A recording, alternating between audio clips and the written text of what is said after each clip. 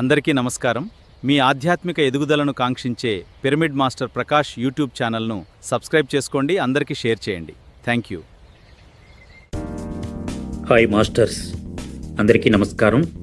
మనం మహావతరణ పుస్తకం ఆడియో వింటున్నాం. ఈరోజు వినబోతున్న పాఠం మొదటి పాఠం, శక్తివంతమైన తలాల మార్పు. ప్రస్తుతం మన అనుభవానికి వస్తున్న ప్రకంపన పౌనఃపున్య స్థాయి పెరుగుదల పూర్తిగా సహజమైన దృగ్విషయమే. మనం ఇంతకుముందు కొన్నిసార్లు భూగ్రహంపై ఈ అనుభవాన్ని పొందాము. మనం దాన్ని గ్రహించలేము, ఎందుకంటే అది వందల వేల సంవత్సరాల సుదీర్ఘమైన కాలచక్రాల్లో సంభవిస్తుంది. ప్రపంచవ్యాప్తంగా ఉన్న అనేక సంస్కృతులు, మతాలు మొదలైన వాటికి ఈ దృగ్విషయం గురించి తెలుసు. ప్రస్తుతం మన అనుభవానికి వస్తున్న ప్రక్రియ అయిన సంభవించబోయే తలాల మార్పు గురించి తెలిపే కొన్ని లేఖనాలు, ఇతర జ్ఞాన మూలాల్లో కొన్నింటి సంక్షిప్త జాబితా క్రింద పొందుపరచడం జరిగింది. భారతదేశపు పవిత్ర గ్రంథాలు దీనిని యుగమార్పు అని పిలుస్తాయి.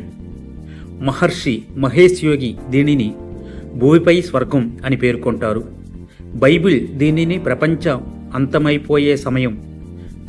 అంతమైపోయే సమయంలో మంచికి చెడుకు మధ్య జరిగే యుద్ధం, అంత్యకాలం దానిని అనుసరించి వచ్చే శాంతితో నిండిన 1000 సంవత్సరాల కాలం అని పేర్కొంటుంది. అదేవిధంగా క్రీస్తు ద్వితీయ ఆగమనం గురించి పేర్కొనబడినవి ఈ మార్పుకు సంబంధించిన అన్వయాలే. దక్షిణ అమెరికాకు చెందిన మాయన్ నాగరికత దీనిని యుగాంతం అని పిలిచింది. అత్యంత పేరెన్నికగన్న అతీంద్రియ జ్ఞాని ఎడ్గర్ కేసీ దీనిని నూతన మూలాల జాతి యొక్క ఆరంభం అని అన్నారు. ఖగోళ శాస్త్ర పరిభాషలో ఇది కుంభయుగపు ఆరంభ దశగా పిలువబడుతుంది. అంతటా ప్రాచుర్యం పొందిన విధంగా చెప్పాలంటే ఇది నవీన యుగపు ఆరంభంగా పిలువబడుతుంది. మరోసారి మనం అనేకమైన ఇతర అన్వయాల పేర్ల జాబితాను రాస్తూనే ఉండవచ్చు. కానీ ఇక్కడ గ్రహించాల్సిన కీలకమైన అంశం ఏమిటంటే, ఇప్పుడు జరుగుతున్నది అనూహ్యమైనది ఏమీ కాదు. అయితే మనకు ఇంతకుముందు తెలిసిన చరిత్రలో ఇది ఎన్నడూ సంభవించకపోవడం వలన మాత్రమే ఇది అసాధారణమైనదిగా కనిపిస్తుంది. కాలం నిశ్చలమైనది కాదు. కాలం యొక్క నిర్వచనం స్థిరమైనదిగా ఉండదు. ఈ నేపథ్యంలోనే ఎథిరిక్ విశ్వ పౌనఃపున్యంపై అది ఆధారపడి ఉంటుంది. భూగ్రహం విశ్వంలోని మరో భాగంలోకి వెళ్లడంతో కుంభరాశి యుగపు ఆరంభం వలన విశ్వ నేపథ్యపు ఎథిరిక్ పౌనఃపున్యం పెరిగి కాలం వేగవంతమవుతుంది. అంటే అన్నీ త్వరగా సంభవించడం మొదలవుతుంది. వేలాది సంవత్సరాలుగా భూగ్రహపు మౌలిక అనువాద పౌనఃపున్యం 7.8 HZగా ఉండేది. దీనిని షూమన్ రిసోనేషన్స్ అంటారు. మనం దీనిని భూగ్రహపు మౌలిక హృదయ స్పందన అనుకోవచ్చు. చరిత్రను నమోదు చేయడానికి వీలుగా భూగ్రహపు ఈ హృదయ స్పందనను స్థిరమైనదిగా పరిగణించడం జరుగుతుంది. అందువలనే అమెరికాకు చెందిన సైన్యపు సమాచార మాధ్యమాలన్నీ 7.8 HZ పౌనఃపున్యం ఆధారంగానే నిర్మించబడ్డాయి. భూగ్రహం 1983 సంవత్సరం నుంచి ప్రారంభించి మరింత వేగంగా ప్రకంపించడం మొదలైంది. 2006 సంవత్సరంలో ఈ అనునాద పౌనఃపున్యం 11.0 HZ దాటింది. డిసెంబర్ 2012లో భూగ్రహం 4వ తరంలోకి మార్పు చెందడం పూర్తయ్యే సమయానికి ఈ మౌలిక అనునాద పౌనఃపున్యం దాదాపు 13.0 HZ ఉండవచ్చని అంచనా. అంటే 1983 సంవత్సరంలో ఉన్నదానికన్నా 2013 సంవత్సరంలో ప్రపంచం కనీసం 50% వేగంగా ప్రకంపిస్తూ ఉంటుంది. మనం ఈ మార్పును ఎందుకు తెలుసుకోలేకపోతున్నాం? తరచుగా వినిపించే ప్రశ్న ఏమిటంటే, ఈ మార్పును మనం ఎందుకు తెలుసుకోలేకపోతున్నాం? సమాధానం ఎంతో సరళమైనది. ఎందుకంటే మనం కేవలం ఇతర విషయాలతో పోల్చి చూసినప్పుడు మాత్రమే దేనినైనా అనుభూతి చెందగలం. మన చుట్టూ ఉన్న ప్రతి ఒక్కటి అమిత వేగంతో కదులుతూ ఉండడం వలన పోల్చి చూసినప్పుడు ఏ మార్పు కనిపించదు. ప్రజలు విమానంలో ప్రయాణిస్తూ ఉండడాన్ని ఉదాహరణగా తీసుకుందాం. కిటికీ పరదాలన్నీ మూసి ఉండి బయటకు చూడడం సాధ్యం కాదని అనుకుందాం. అక్కడ ఎవరికైనా కేవలం విమానం లోపలి భాగం మాత్రమే కనిపిస్తుంది. ఇప్పుడు ఆ విమానం గంటకు 200 మైళ్ళ వేగంతో ప్రయాణిస్తున్నా లేక గంటకు 500 మైళ్ళ వేగంతో ప్రయాణిస్తున్నా కానీ విమానంలో ఉన్న ప్రజలకు ఆ తేడా తెలియదు. విమానం లోపలి భాగాన్ని మాత్రమే వాళ్ళు గమనించగలుగుతారు. ఇప్పటికీ అక్కడంతా మామూలుగానే ఉంది. అలాగే మనం భూమి గంటకు దాదాపు 1000 మైళ్ళ వేగంతో నిరంతరం పరిభ్రమిస్తుంది అనే వాస్తవాన్ని పరిగణిద్దాం. అయినప్పటికీ ఏ మార్పు లేకపోవడం వలన ప్రతి ఒక్కటి కదలకుండా నిశ్చలంగా ఉన్నట్లు మనం భావిస్తాం. కాబట్టి భూమి గంటకు 200 మైళ్ళ వేగంతో పరిభ్రమించినా, గంటకు 1000 మైళ్ళ లేదా 1500 మైళ్ళ వేగంతో పరిభ్రమించినా మనం ఏ విధమైన తేడాను గుర్తించలేము. అన్నీ వేగంగా కదలడం వలన మన గడియారాలు కూడా వేగంగా తిరుగుతాయి. అయినా కానీ రోజులో 24 గంటల సుదీర్ఘమైన కాలాన్నే అవి చూపుతాయి. అయితే 1983 కాలమానం ప్రకారం ఇదే పరిభ్రమణానికి భూమి కేవలం 16 గంటల సమయాన్నే తీసుకుంది. స్థల మరి కాలగతి మార్పు. విశ్వంలోని కాలం మరి స్థలం రెండూ కూడా క్రమబద్ధంగా లేదా స్థిరంగా ఉండవు. వాటిని ఇచ్ఛానుసారం మార్చవచ్చు. కాలగతిని మార్చడం ద్వారా ఇతర నాగరికతలకు చెందిన అంతరిక్ష నౌకులు, వీటినే మానవులమైన మనం అజ్ఞానంతో గుర్తు తెలియని ఎగిరే పళ్ళాలు అని అంటుంటాం, గ్రహాంతర ప్రయాణాలు చేసి అతి తక్కువ సమయంలోనే అనేక వేల కాంతి సంవత్సరాల దూరం ప్రయాణించగలుగుతాయి. మాయన్ క్యాలెండర్ దక్షిణ అమెరికాకు చెందిన సనాతన మాయన్ నాగరికత కాలానికి చెందిన విశేష జ్ఞానాన్ని కలిగి ఉండేది. వేలాది సంవత్సరాల క్రితమే భవిష్యత్తులో జరగబోయే సంఘటనలను వాళ్ళు ఎంతో ఖచ్చితంగా లెక్కించగలిగారు. కానీ వాళ్ళ లెక్కలన్నీ డిసెంబర్ 2012 దగ్గర ఆగిపోయాయి. 2013వ సంవత్సరం మరి ఆ తరువాత కాలం గురించి వాళ్ళు ఏమీ ఊహించలేకపోయారు. కనుక వాళ్ళు దానిని యుగాంతం అని అన్నారు. మాయన్లు 2012 తర్వాత కాలం గురించి ఏమీ తెలుసుకోలేకపోవడానికి కారణం ఏమిటంటే తలాల మార్పు వలన కాలపు నిర్వచనం మారిపోతుంది. వాళ్ళు లెక్కల వేసే పద్ధతులు ఈ అంశాన్ని పరిగణలోకి తీసుకోలేదు. యుగాంతం అనేది ప్రపంచపు అంతాన్ని సూచిస్తుంది. ఎందుకంటే అది కేవలం సంకేతాత్మకమైన సత్యం. ప్రస్తుతం మనకి తెలిసిన ఆధో ప్రపంచం అంతమైపోతుంది. ఒక ఉన్నత ప్రపంచం ఉద్భవిస్తుంది. భూగ్రహంపై భారీ ఎత్తున భౌతిక వినాశనం ఏమీ జరగదు. దూరదర్శన సామర్థ్యం. పరివర్తిత చైతన్య స్థితిలో ఉన్న ఒక వ్యక్తి కాలానికి మరి స్థలానికి అతీతంగా వెళ్ళి ఒక నిర్ణీత ప్రదేశంలో లేదా ఒక నిర్ణీత కాలంలో ప్రవేశించడాన్ని వైజ్ఞానిక శాస్త్ర పరిభాషలో దూరదర్శన సామర్థ్యం, రిమోట్ వ్యూయింగ్ అంటారు.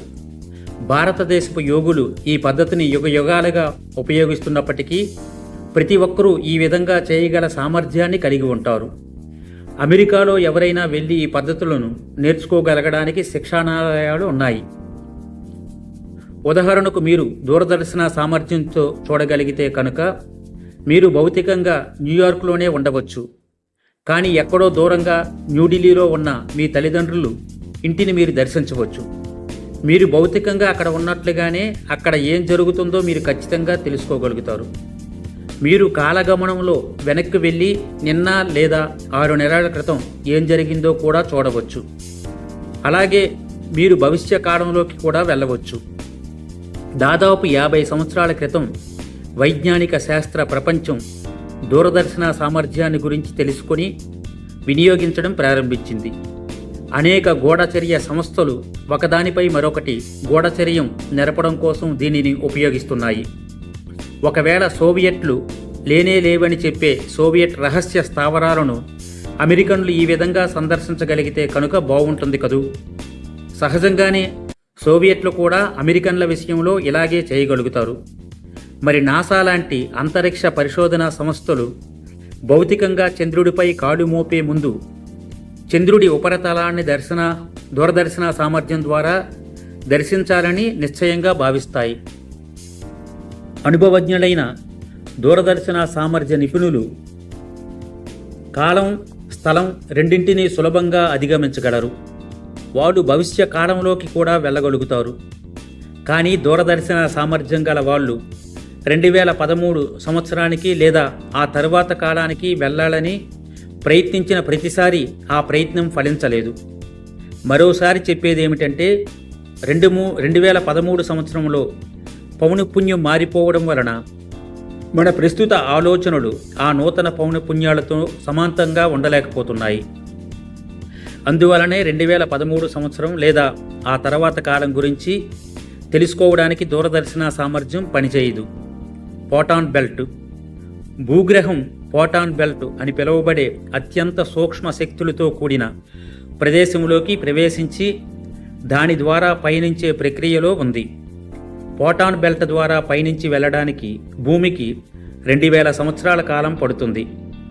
మొదటి సగభాగంలో లేదా మొదటి 1000 సంవత్సరాల్లో భూమి తన ప్రకంపనలను పెంచుకుంటూనే ఉంటుంది. బైబిల్ అన్వయాలు. బైబిల్ అత్యంత కాలం అని పేర్కొన్నప్పుడు కాంతి శక్తులు మరి చీకటి శక్తుల మధ్య యుద్ధం జరుగుతున్న కాలం, అంటే మనం ప్రస్తుతం ఉన్న కాలం గురించి చెబుతుంది. ఈ యుద్ధమే ప్రపంచం అంతమైపోయే సమయంలో మంచికి చెడుకు మధ్య జరిగే యుద్ధం అని పేర్కొనబడింది. చీకటి శక్తుల పాలన ముగిసిపోబోతుంది కనుక చీకటి శక్తులకు ఇది అంత్యకాలం. ప్రపంచం అంతమైపోయే సమయం అనేది గతంలో భూగ్రహపు ఉపరితలంపై జీవరాశులతో సహా ప్రతి ఒక్కటి నాశనమైపోయిన మార్పుల గురించి తెలుపుతుంది. మన అదృష్టం కొద్దీ మనం మార్పు ద్వారా పయనిస్తున్నప్పుడు ఈసారి ఆ విధంగా జరగబోవడం లేదు. శాంతితో నిండిన 1000 సంవత్సరాల కాలం అనేది భూమి ఫోటాన్ బెల్ట్ ద్వారా పయనించే మొదటి 1000 సంవత్సరాల కాలాన్ని సూచిస్తుంది. ఈ పుస్తకంలోని తదుపరి అధ్యాయాలు ఈ అంశాన్ని వివరిస్తాయి. క్రీస్తు ద్వితీయ ఆగమనం అనే అన్వయం మన డిఎన్ఏలో చోటు చేసుకునే మార్పులు మన డిఎన్ఏ మరింతగా ఉత్తేజితం కావడం గురించి సూచిస్తుంది. మనం డిఎన్ఏ మార్పుల గురించి తరువాత చర్చించుకున్నప్పుడు ఈ అంశాల గురించిన వివరాలు తెలుస్తాయి. ఈ మార్పు ఎందువలన అసాధారణమైనదిగా భావించబడుతోంది? భూగ్రహం ఇంతకుముందు ఎన్నోసార్లు ఈ విధంగా మార్పు చెందినప్పటికీ ఈ మార్పు అసాధారణమైనది. గతంలో జరిగిన మార్పులన్నింటిలోనూ భూ ఉపరితలంపై ఉన్న జీవం అంతా పూర్తిగా నాశనమైపోయింది. మార్పు జరిగిన తరువాత మరింత ఉన్నత స్థాయిలో మళ్లీ జీవం ఊపిరి పోసుకోవడానికి వేలాది మరి కోట్లాది సంవత్సరాల కాలం పట్టింది. భూ ఉపరితలంపై ఉన్న జీవం ఏ విధమైన భారీ వినాశనానికి గురి కాకుండా ఉండేలా మనం మొట్టమొదటిసారిగా ఈ మార్పుకు లోనవుతున్నాం. మరి ఈ మార్పుకు లోనవుతున్న వాళ్ళు తమ ప్రస్తుత భౌతిక శరీరాలతోనే ఉంటారు. విశ్వపు దృష్టికోణం నుంచి చూస్తే ఇది ఇంతకుముందు ఎన్నడూ ప్రయత్నించని ఒక ప్రయోగం. అందువలన మనల్ని గమనిస్తూ మార్పు ద్వారా పయనించడానికి మనకు సహాయం చేస్తూ అనేక ఇతర నాగరికతల వాళ్ళు ఇక్కడ ఉన్నారు. ఉన్నత నాగరికతల నుంచి సహాయం. ఈ మార్పు ఎంతో అసాధారణమైనది కావడం వలన మనం విజయవంతంగా మార్పు ద్వారా పయనించగలగడానికి అనేక నాగరికతల వాళ్ళు ఎంతో జాగ్రత్తగా మనల్ని గమనిస్తున్నారు. సాధారణ ప్రజానీకం ఇప్పుడే వాళ్ళ ఉనికిని అంగీకరించడానికి సిద్ధంగా లేకపోవడం వలన వాళ్ళు సామాన్యంగా తమ అంతరిక్ష నౌకల్లో యుఎఫ్ఓస్ మన కంటికి కనిపించకుండా ఉంటున్నారు. ఒకసారి మనం 4వ తలంలోకి మార్పు చెంది ఈ ఉన్నత జీవరూపాల స్నేహతత్వాన్ని అంగీకరించడం ఆరంభిస్తే వాళ్ళు మన కంటికి కనిపించడమే కాకుండా జీవించడానికి ఒక అందమైన ప్రదేశంగా ఈ భూమిని మార్చేయడానికి ఎంతో అత్యాధునికమైన తమ సాంకేతిక పరిజ్ఞానంతో మనకు సహాయం చేస్తారు. ఈ ఇతర నాగరికతల వాళ్ళు మనకి ఎందుకు సహాయం చేస్తున్నారు? అంతిమంగా ఈ విశ్వంలోని ప్రతి ఒక్కటి పరస్పర సంబంధాన్ని కలిగి ఉంటాయి. ప్రతి భాగము మరొక దాన్ని ప్రభావితం చేస్తుంది. భూగ్రహం తప్ప విశ్వంలో మనం ఉన్న భాగంలోని ఇతర నాగరికతలన్నీ ఉన్నత పౌనఃపున్యం దగ్గర ఉండి ఉన్నత స్థితికి ఎదుగుతూనే ఉన్నాయి. మనం తక్కువ పౌనఃపున్యం దగ్గర ఉండడం అనేది మొత్తం మీద విశ్వంలోని ఈ భాగపు ప్రగతిని ప్రభావితం చేస్తుంది. ఒక రహదారిపై వాహనాల రద్దీ చాలా ఎక్కువగా ఉందని అనుకోండి. ప్రతి కారు చాలా వేగంగా వెళ్తుంది. కేవలం ఒకే ఒక కారు చాలా నెమ్మదిగా వెళ్తుంది. ఇతర కార్లు అన్నింటిపైనా దాని ప్రభావం పడుతుందా లేదా? చాలా వరకు జరిగేది ఏమిటంటే అది అనేక ప్రమాదాలకు కారణమవుతుంది. అయితే నెమ్మదిగా వెళుతున్న ఆ కారు కూడా వేగంగా వెళితే కనుక అప్పుడు ఆ ట్రాఫిక్ చాలా సవ్యంగా ముందుకు వెళ్ళే అవకాశాలు పుష్కలంగా ఉంటాయి. మరి ప్రమాదాల సంఖ్య చాలా తక్కువగా ఉంటుంది. ఒకవేళ ప్రమాదం అంటూ జరిగితే కనుక నెమ్మదిగా వెళ్ళే కారు వేగంగా ముందుకు వెళ్ళడం అనేది అన్ని కార్లకు ప్రయోజనకరంగా ఉంటుంది. అలాగే ఉన్నత నాగరికతగా పరిణమించేలా మనం మార్పు చెందడం అనేది ఈ ఉన్నత నాగరికతలకు ప్రయోజనకరంగా ఉంటుంది. అయితే మనం ఇప్పుడు ఎక్కడ ఉన్నాం? ఈ పుస్తకపు పీఠికలో వర్ణించినట్లు ప్రవర్తనాపరమైన విలువలకు సంబంధించిన విశ్వ ప్రమాణాల ప్రకారం మానవ మృగం దాదాపు అనాగరికంగా ప్రవర్తిస్తోంది. 1 నుంచి 100 వరకు సంఖ్యలు ఉండి 1 అనేది అధమ స్థాయిని మరి 100 అనేది అత్యున్నత స్థాయిని చూపించే కొలమానంపై మానవాళి బహుశా ప్రస్తుతం 3 సంఖ్య దగ్గర ఉంది. మనం ప్రస్తుతం మన డిఎన్ఏలో దాదాపు 3% మాత్రమే వినియోగించుకోగలగడం వలన బహుశా ఇలా జరుగుతూ ఉండవచ్చు. తరువాత వచ్చే ఒక అధ్యాయంలో ఈ అంశం గురించి మరింత వివరంగా ఉంది. మనల్ని ఇంత అనాగరికులుగా చేస్తున్నది ఏమిటి? అధమ స్థాయిలో ఉన్న సమాజాలు అన్నింటిలానే మన సమాజం కూడా భయం మరియు నియంత్రణ ఆధారంగానే పనిచేస్తుంది అనే వాస్తవంపై మన ప్రవర్తన ఆధారితమై ఉంది. శతాబ్దాల తరబడి మనం విభజించబడే ఉన్నాం. మనల్ని మనం ఇతర వ్యక్తుల నుంచి విడిగా ఉన్నట్లుగానే చూస్తున్నాం. అంతేకాకుండా ఇతరులు మనకు హాని కలిగించవచ్చు అనే కారణంతో ఇతరుల నుంచి దూరంగా ఉండాలని మనకు బోధించబడింది. సహజంగానే ఇది భయాన్ని సృష్టిస్తుంది. అప్పుడు మనం ఇతరులను నియంత్రించడానికి ప్రయత్నించడం ద్వారా ఈ భయాన్ని పరిమితం చేయడానికి మరీ నియంత్రించడానికి ప్రయత్నిస్తాం. ఒకవేళ నేను మిమ్మల్ని నియంత్రించగలిగితే కనుక అప్పుడు మీ పట్ల నాకు అంతగా భయం ఉండదు. లేదంటే మీరు నాకు భయాన్ని కలిగించే అతిపెద్ద కారణంగా తయారవ్వవచ్చు. మిమ్మల్ని నియంత్రించాలి అంటే మీరు నా మాట వినడం అవసరం. ఒకవేళ మీరు నా మాట వినకపోతే కనుక నేను మిమ్మల్ని ఎలా నియంత్రించగలను? మీపై బలవంతంగా నియంత్రణను రుద్దాలి అంటే మీరు నా మాట వినలేదు అన్న కారణంతో నేను మిమ్మల్ని శిక్షించాల్సి వస్తుంది. కనుక మనం అన్ని రకాల శిక్షలను ఉపయోగిస్తుంటాం. మిమ్మల్ని చంపేయడం అనేది అన్నింటికన్నా తీవ్రమైన శిక్ష. మనం ప్రస్తుతం ఉన్న 3వ తలంలో ఇదే మనల్ని ఇంతటి అనాగరికులుగా తయారు చేస్తుంది. ఈ మార్పు తర్వాత మనల్ని మెరుగైన వారుగా తయారు చేసేది ఏది? మనం ఒకసారి మన రూపాంతరీకరణను పూర్తి చేసుకుంటే మనం ఇతర ఉన్నత నాగరికతల్లా ప్రవర్తించడం ప్రారంభిస్తాం. ఈ సమాజాలు షరతులు లేని ప్రేమ ఆధారంగా పనిచేస్తాయి. ఇతరులు వేరుగా ఉన్నట్లు చూసే బదులు వాళ్లను మీలోని భాగంగానే చూడడం మొదలు పెడతారు. ఈ విశ్వపు ఏకత్వాన్ని మీరు గ్రహిస్తారు. మీ పట్ల మీరు ఎప్పుడైనా భయంతో ఉంటారా? లేదు. మరి అలానే మీరు షరతులు లేని ప్రేమ ఆధారంగా పనిచేసినప్పుడు మీరు ఇతరుల పట్ల ఇక ఎప్పుడూ భయంతో ఉండరు. ఎందుకంటే వాళ్లను మీలోని భాగంగానే మీరు పరిగణిస్తారు. విశ్వ సమాఖ్య కోటాను కోట్ల సంవత్సరాలుగా ఉనికిలో ఉన్న విశ్వ సమాఖ్య గెలాక్టిక్ ఫెడరేషన్ ఈ విశ్వపు ఐక్యరాజ్య సమితి లాంటిది. పురోగమించిన అనేక నాగరికతలు ఈ సమాఖ్యలో సభ్యులుగా ఉన్నాయి. ఇప్పటి వరకు భూమి మరి మానవాళి ఎంతటి దిగువ స్థాయి సంస్థగా దాదాపు ఒక అనాగరిక జాతిగా పరిగణింపబడ్డారు.